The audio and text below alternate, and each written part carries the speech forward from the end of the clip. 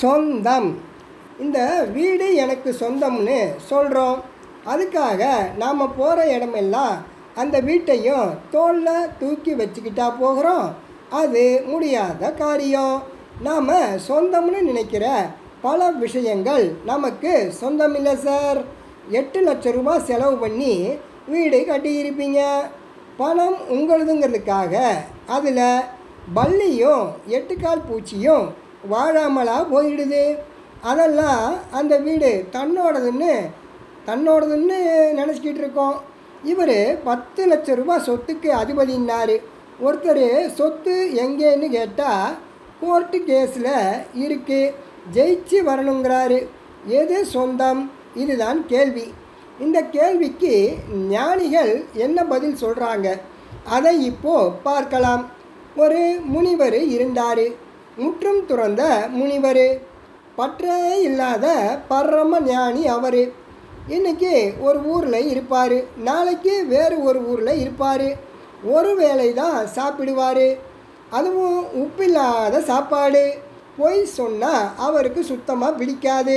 பொய் சொல்கிறவங்க வீட்டில் சாப்பிடவே மாட்டார். ஒரு நாள் அவர் ஒரு ஊருக்கு போனார்.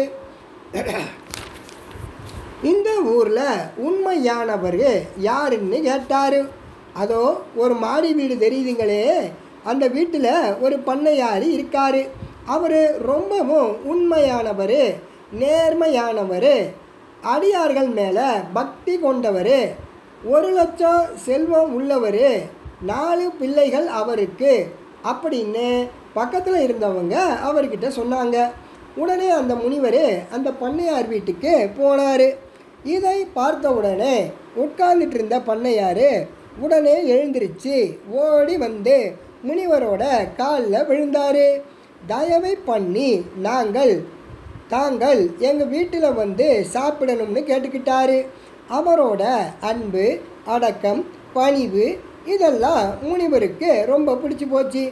இருந்தாலும் அவர் உண்மையானவர் தானா அப்படிங்கிறத சோதித்து பார்த்துட்டு தான் அவர் வீட்டுக்குள்ளே சாப்பிடணும்னு முடிவு பண்ணிட்டார் முனிவர். ஐயா, உங்களுக்கு செல்வம் எவ்வளவு உண்டுன்னு கேட்டார். சுவாமி, என்கிட்ட 22,000 ரூபாய் உண்டுன்னாரு. குழந்தைகள் எத்தனை பேர்னு கேட்டார். சுவாமி, எனக்கு ஒரே மகன்தான்னாரு. உமக்கு வயசு என்னன்னு கேட்டார். சுவாமி, என்னோட வயசு 3 வருஷம் 5 மாதம் 7 தான் 14:30 மணி அப்படின்னார். 7 நாள் 16:30 மணி அப்படின்னு சொன்னார். முனிவருக்கு கோபம் வந்துடுச்சு. நீர் சொல்கிறது பூரா பொய்யா இருக்கு. உம்மை வீட்டில் சாப்பிட்டா என்னோட தவமே அழிஞ்சிடும் அப்படின்னு சொல்லி கோபமாக புறப்பட்டார். பண்ணையார் பதறி போய் அவர் காலில் விழுந்தார். சுவாமி, எனக்கு பொய் சொல்ல தெரியாது, நான் சொல்லுவதெல்லாம் உண்மைன்னு சொன்னார். வரவு செலவு புத்தகத்தை எடுத்து காட்டினார். அதில் இருப்பு தொகை 1 லட்சம் ரூபாய்னு இருந்தது. 22,000ன்னு பொய் சொன்னியேன்னு முனிவர் கேட்டார். சுவாமி, 1 லட்சம் ரூபாயை பெட்டியில் இருக்குது, இதோ பாருங்க, 22,000 ரூபாய் தர்மம் பண்ணியிருக்கேன். தர்மம் பண்ணின பணம் தானே என்னோடது, பெட்டியில் இருக்கிறது எப்படி எனக்கு சொந்தமாகும்னு சொன்னார். முனிவருக்கு ஆச்சரியம். சரி, உனக்கு 4 பிள்ளைகள் இருக்கிறதா கேள்விப்பட்டேனே அப்படின்னு சொன்னார். எனக்கு பிறந்த பிள்ளைங்க 4 பேர் தான், ஆனால் என் பிள்ளை ஒருத்தந்தான்னு சொன்னார். அது எப்படின்னாரு முனிவர். மகனே நடராஜான்னு கூப்பிட்டார். பண்ணையார் சீட்டு விளையாடி கொண்டுக்கிட்டு இருக்கேன், வர முடியாதுன்னு சொன்னான் நடராஜன். மகனே வேல்சாமின்னு கூப்பிட்டார். ஏன் இப்படி கூச்சல் போடுற, பேசாமல் இருன்னு சொன்னால் வேலுச்சாமி. மகனே சிவச்சாமின்னு கூப்பிட்டாரு. உனக்கு புத்தி இருக்கா, ஏன் இப்படி அலற, இந்த பூமிக்கு சுமையா இன்னமும் ஏன் இங்கே இருக்க அப்படின்னா சிவச்சாமி. மகனே கந்தசாமின்னு கூப்பிட்டாரு மண்ணையார். கந்தசாமி உடனே ஓடி வந்து கை கட்டி நின்னா. என்னப்பா வேணும்னு கேட்டான். சுவாமி, இவன் ஒருத்தந்தான் என் பிள்ளைன்னு சொன்னார். சரி, வயசு விஷயம் அப்படின்னாரு முனிவர். சுவாமி, நான் ஒரு நாளைக்கு 1.5 மணி நேரம்தான் வழிபாடு செய்கிறேன். மற்ற நேரமெல்லாம் இந்த உடம்புக்காக உழைக்கிறேன்.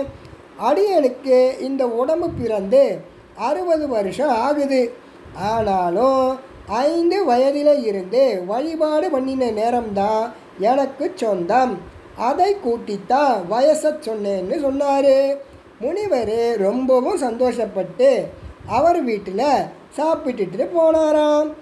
இது பெரியவர் ஒருத்தர் சொன்னது. இதில் இருந்து எது நமக்கு சொந்தம்னு விளங்குது இல்லையா? இந்த தகவலை உங்ககிட்ட சொல்கிறதுக்கு முன்னாடி என் சிநேகிதர் ஒருத்தர்கிட்ட சொன்னேன். அவருக்கு வயசு 50 இருக்கும். சொல்லிவிட்டு, இப்போ சொல்லுங்கள் உங்கள் வயசு என்னென்ன? அதுக்கு அவர், இப்போத்தான் நான் பிறந்திருக்கேன்றாரு. சிரிங்க சிரிங்க, சந்தோஷமாக இருங்க. நன்றி.